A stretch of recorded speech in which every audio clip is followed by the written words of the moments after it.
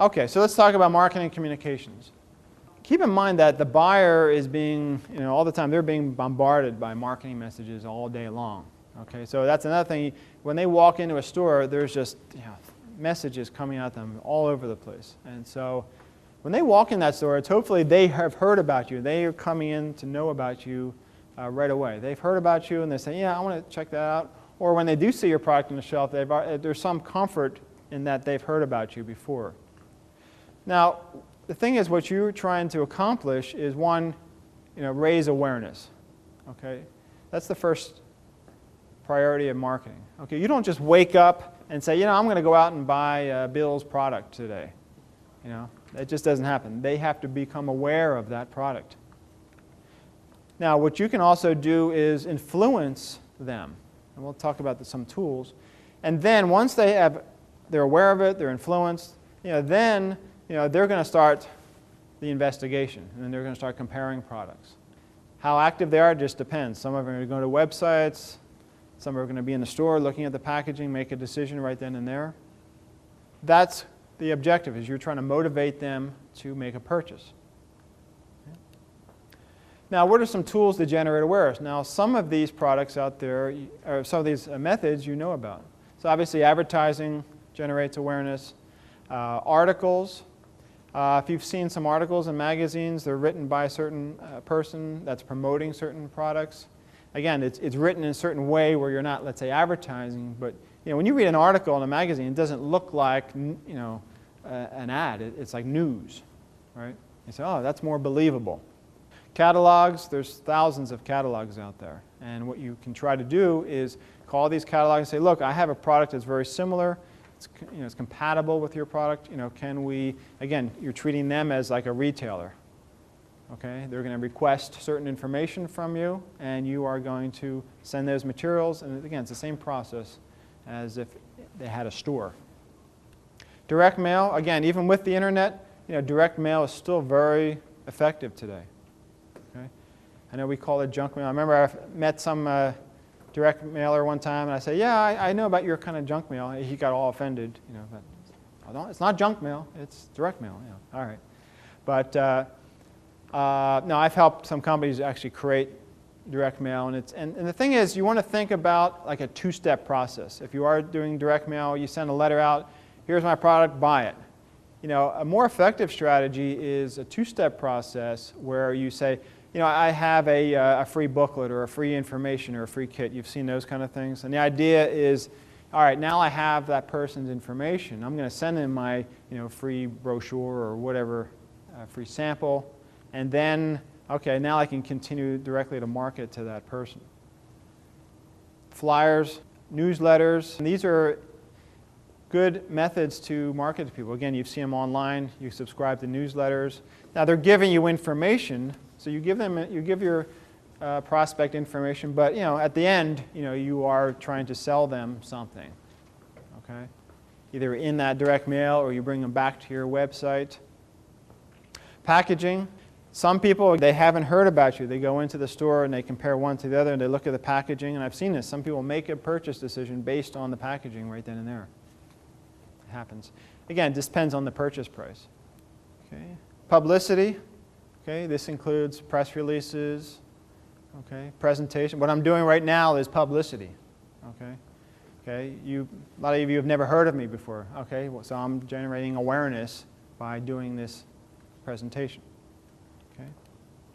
Trade shows, like we see here, and a website. These are some of the tools that you can use. Now, keep in mind, awareness is needed before any sale is made.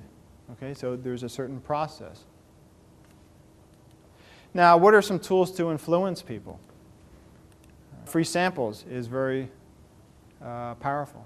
And it might be kind of risky before they actually, buy a product. Oh, I can get a free sample. Fine. Oh, whether it's a food or some tool. You see a lot of packaging now. It's made small. So here's a free sample. You try it. You try it, and it's hey, this is great. Where can I get some more? Free trials.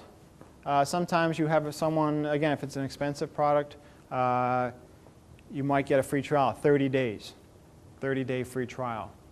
Now, one strategy, obviously, you get your you get their credit card and you say, here's a free trial. At the end of 30 days, you charge that card, or they have to return it, or something like that. Okay. Guarantees, again, you see, risk-free, money-back guarantee. Again, that's very common these days. If you didn't have one, that would be something that they'd be, worried about. Rebates. You've seen these rebates. They'll put maybe a sticker right on the product, manufacturer rebate. Why do they do that? Well, first of all, you see, let's say there are two products they're comparing. It comes out about the same. And they say, all right, here's one I can get $10 back. Wow, that's great. Turns out only about 10% of the people actually, cash them in. So you say, all right, I can save a couple bucks, and then they forget about it. It gets lost. So again, only about 10% of those actually get cashed in. So having rebates is a good strategy if that's possible. Okay. So what you can do, and some people do this. I'm not saying you have to, but you can keep your prices up high, and then constantly offer rebates, sales promotions.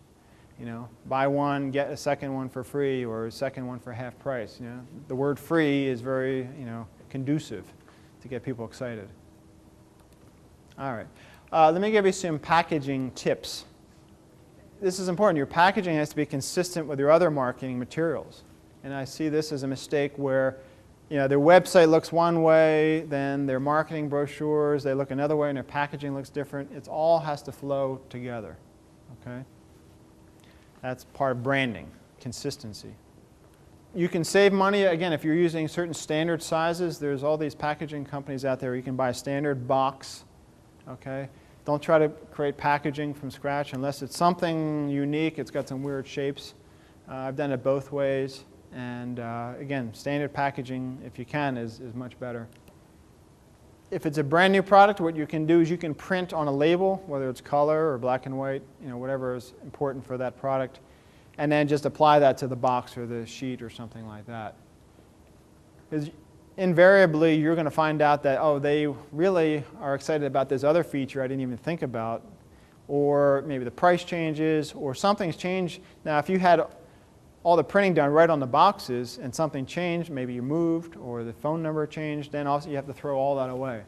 So if you just print them on a label or have them printed on a label, then you can just apply right to that box, and there's your packaging. Now, consider your packaging like a product itself. Create prototypes. And what I'll do is I'll take a prototype of packaging and I'll put it into a store on the shelf and see how does it stand out or not. You keep going from there. Now you can also have a retailer, if you have a barcode, they can test that for you if need be. And get feedback. Again, just think of it as another product. Get some feedback on the packaging. Ask some of your potential customers. Show it to some retailers. You have to also find out where is it going to be in that store. Is it going to hang from a stand? Is it going to be on a shelf? Is it going to be standalone? Okay, and where is it going to go? Because if it's too low, if you're dealing with people, let's say, who are elderly, they're not going to stoop down and try to look for it. Okay, it's very important understanding who's going to be looking at your packaging and where it should be placed. And again, you try to make it as small as possible in certain cases to get it in the store. Again, if it's taking up too much space, then the retailers are going to balk about that because they say, look, again, every square foot is worth a certain dollar volume to them. Okay. So let's look at just a simple marketing plan to generate awareness and leads. Okay. One, all right, I'm going to submit my product for reviews to magazines. Okay. You ever get a magazine, they say, all right, the latest, greatest products out there? That doesn't happen by accident. These are the companies sending them, let's say, a press release or sometimes samples, or here's a reviewer's guide. A lot of these people are not just sitting around, going out looking. It's being proactively sent to them. And again, most of the stories in the newspapers and magazines, that all is generated to them. A lot of that, they don't have people running around and generating news all day long. It's all being sent to them. And I'm going to place ads in those same magazines that cater to my target market. It doesn't mean you have to have a full-page ad. You can start with a small ad. And again, think of a two-step process. All right, my ad's going to say, call this number for a free kit or a free information booklet or something like that. Then you gather their information, and then you can constantly send them information about your product, your brochures, your website address. But sometimes if your ad just says, here it is, it's $24.95, they might say, oh, maybe I'll wait, think about it. And then you never see them again. But if it's something where it's a two-step process, at least you have their name and you can continue to, let's say, send them emails or other direct mailers. I'm going to distribute a press release at the product launch. Now, there are companies that will distribute your press release globally or nationally.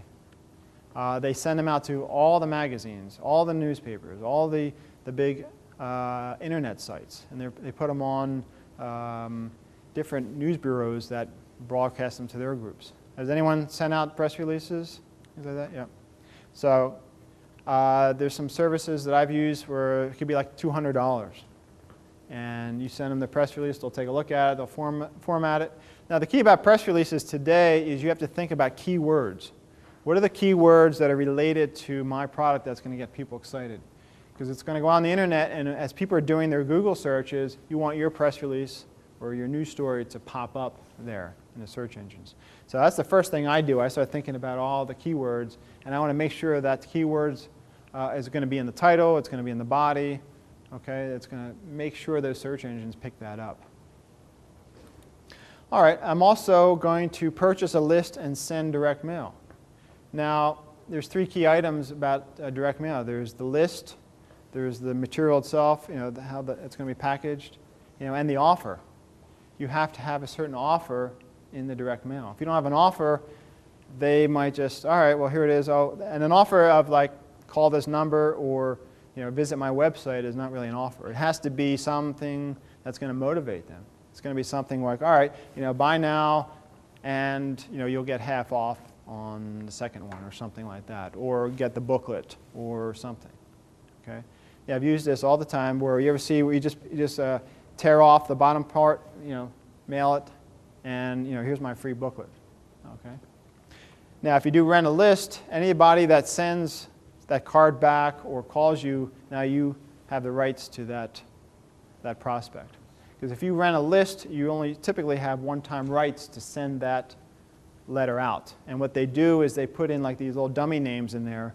So if you try to use that same list over and over, they're going to get that name, and they'll say, ah, you're using our list again. Okay. Contacting catalogs for distribution. Call them up and they say, look, I think our product is going to work great with your catalog. Let's see if we can work a deal. Again, treating them like another retailer. What's the process to get in your catalog? Okay. Online and in print. And I'm also obviously going to have a website. You might either want to sell directly from your website or direct these prospects to a retailer. Again, if you are using a retailer, then I would not try to underbid the retailer. Okay, if your product sells for a retail price of 20, okay, you don't want to say you're going to sell it for 15 and the store's going to sell for 20. That's not good. Okay, so again, if your product is not selling in that retail environment, they're going to get rid of it. Okay? So you want to make sure that you do not underbid your distributors or retailers. So if they're going to sell it, if they're going to discount it from, let's say, $20, okay, fine, but you're going to keep that price on your website. So in other words, you want to make sure that all the traffic is going. So let's say if someone in your area is interested in your product, you say, hey, it's available at this store or this store. You can click here to get the directions, or here's their phone number. Just make it easy for them to go into that store and make the purchase. Okay. Now again, if you are selling from your website, that's fine. There's a number of ways you can do that. It's a whole other topic. The key, though, is you want to use, let's say, Google AdWords, for example, and drive traffic to your website. So these are those ads on the side of the search engine results. On the right side, they'll say, here's some other things. You click on that. So you pay per click. So those ads will keep appearing, and as soon as they click on that, then you get charged 5 cents, 10 cents, 50 cents, whatever the bidding price is for that keyword. Okay? And that's, again, very effective. It's very targeted to that market and for your solution. So that's, in general, a sample marketing plan. Okay? All right, we're at the summary point, so let me just try to wrap it up here. So some key points we have to keep in mind. Follow a roadmap, okay? Why not use a recipe? Go through the certain process, and it'll be a lot easier. Then, once you're out in the market, once you've sold some products, been successful, you say, yeah, let me do it a little different here, a little different there. Determine the marketability, before you start spending money on the patents and the prototypes, and going to production. Often people will have their patent, and then we realize that the product should have been a certain different way. Now the eventual product is not covered by that patent. It's totally different. And then they got to refile the patent. Really understand the customers, their needs and wants, their problems. The more you focus on that, the better you will have a chance of selling your product in the market.